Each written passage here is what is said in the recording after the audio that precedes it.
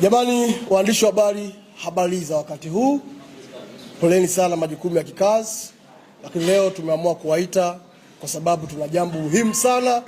Tunatamani tuhabarishe umma wa wanamichezo, lakini basically mashabiki wetu wa klabu ya Simba, lakini na wanachama wa klabu ya Simba kwa ujumla. Kuna sintofahamu nyingi zinaendelea kwenye timu yetu. Imebidi sisi kama influencers tuweze kuliweka sawa ili tuweze kwenda kwenye mlengo ambao unafanana.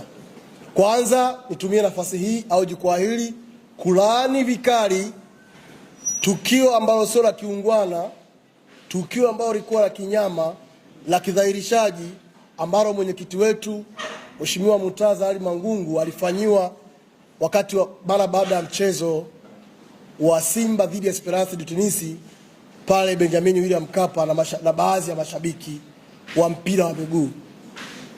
Tunalaani vikali kitendo hicho cha kinyama kwa sababu hakitwezi tu utu wa mtu, lakini bali kinahatarisha pia maisha ya mtu.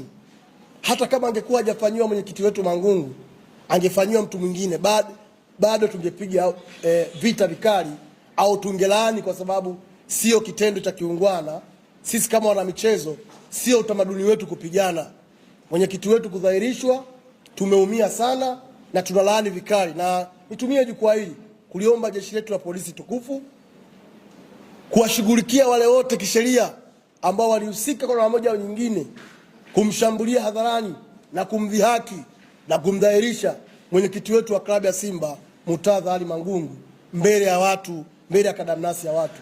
Tunaliomba jeshi la polisi lifanye kazi hiyo ili kulinda utu wake, kulinda heshima yake, kulinda hadhi yake kama mwenyekiti wa klabu, lakini kulinda hadhi ya klabu ya Simba, klabu ambayo ina mashabiki zaidi ya milioni 40 hapa nchini Tanzania.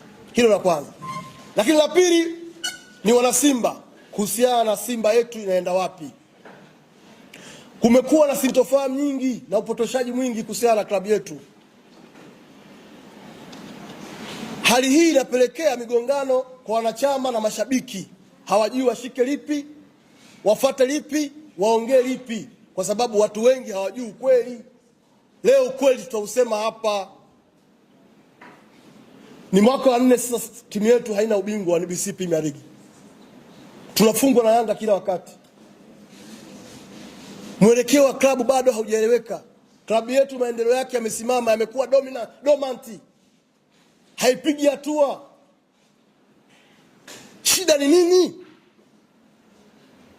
Shida ni nini?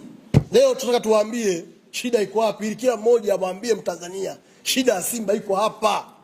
Kwa sababu kuna uongo mwingi huko, watu wanaamua kurithishana. Tumesema hapana. Klabu yetu inakuelekea siko, tuwaambie watu ukweli wajue. Nataka niwaambie matatizo haya mengi ambayo Simba yanatukabili kwenye klabu yetu sisi.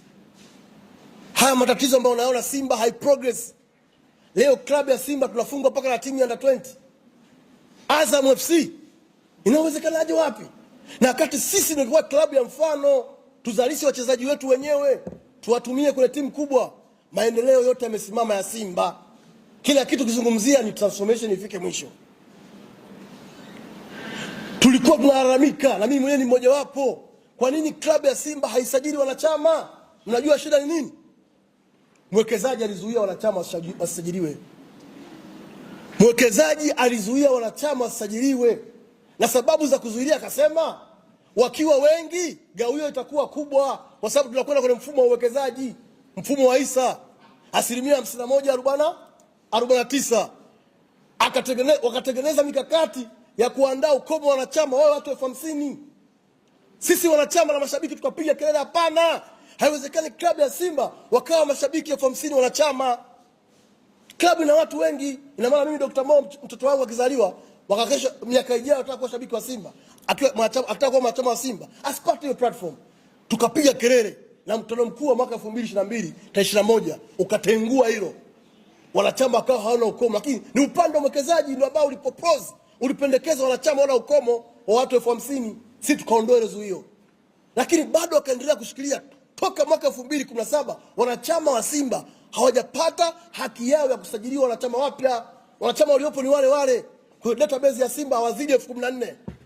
Leo Yanga wa database ya watu karibia 200,000 ambao wamesajili wanachama wapya. Wanaingiza hela nyingi sana kupitia eneo hilo. Wanachama wa Yanga wakilipa pesa hao 200,000 hata 20,000 tu wana zaidi ya bilioni 20 kwa mwaka wanazipata. Sisi tunapata nini? Na upande wa uwekezaji walizuia haya kwa sababu hakutaka klabu ya Simba 51% iwe na nguvu kifedha. Kwa sababu ikiwa na nguvu kifedha haiwezi kufuata matakwa ya upande wa uwekezaji. Kwa wakazuia hili la kudahili wanachama wapya ili klabu yetu ikose mapato, isiwe na fedha, ili tuwe ni timu ambayo inategemea mtu. Hatuwezi. Tumechoka. Leo mpaka saizi timu yetu ina struggle kupata mishahara wachezaji. Mwekezaji hapatikani. Dirisha la usajili dogo, mwekezaji hapatikani kwenye Simba mpaka dirisha linakaribia kufungwa. Wewe ndio baba wa familia, unajua kila Januari lazima mimi watoto wangu niwalipie ada. Inafika Januari unafunga simu, unapatikana mwezi wa 4. Wewe ni baba bora kweli? Hapatikani. Timu yetu inahitaji maboresho kiufundi, of course. Hatuna timu mbovu kiasi hicho, lakini kwa wale maeneo ambayo tunaona kama tunafanya maboresho, basi tajiri atoe pesa tuweze kusajili. Tajiri hapatikani kwenye Simba mpaka leo. Mwenyekiti Murtaza Ali Mangungu kwa hekima yake na busara yake akasema hawa wachezaji ambao wanataka kuuzwa, Jean Charles Ahoua anakwenda CR Belouizdad pamoja na Steve Dese Mukwala anakwenda Al Masry, tuwauze, hizi pesa tuzielekeze kwenye kusajili nini wachezaji wapya ambao wataisaidia klabu. Ndio unaona wakina Libase Gueye, Anicet Yaula, unamuona huyu Nixon Kibabage, golikipa Mamadou, pamoja na mchezaji mmoja ambaye klabu ilimpata kumwambia Jeruti tusaidie kusajili, Jospini Inos Liomba, mshambuliaji hatari kutoka Kongo. Mwekezaji yuko wapi? Kama makubaliano yetu sisi ilikuwa ni kuisaidia Simba, imekuwa ni mazoea na sio mara ya kwanza. Kuna shida, mwekezaji hapatikani. Kuna wakati niwaambie leo, kuna wakati Simba ilikuwa inataka iende kucheza Al Masry, iende kucheza Misri. Simba ikawa haina hela kusafirisha wachezaji. Mwekezaji hapatikani kwenye simu. Mwenyekiti wetu Murtaza Mangungu akahangaika yeye na wajumbe wake kwenda kukopa pesa kwa baadhi ya wadau ili timu isafiri.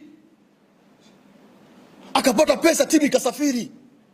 Lakini timu ilifika finali. Pongezi nyingi anapongezwa mtu mmoja, anakashifiwa mtu mwingine. Matokeo yakiwa mazuri ya klabu ya Simba anapongezwa mtu huyu, anakashifiwa Mangungu. Hapana, mnyongeni haki yake mpeni. Mwenyekiti Murtaza Ali Mangungu ndio mwenyekiti pekee kwa sasa mwenye mafanikio kuliko mwenyekiti yote unamjua wewe tangu Simba iundwe.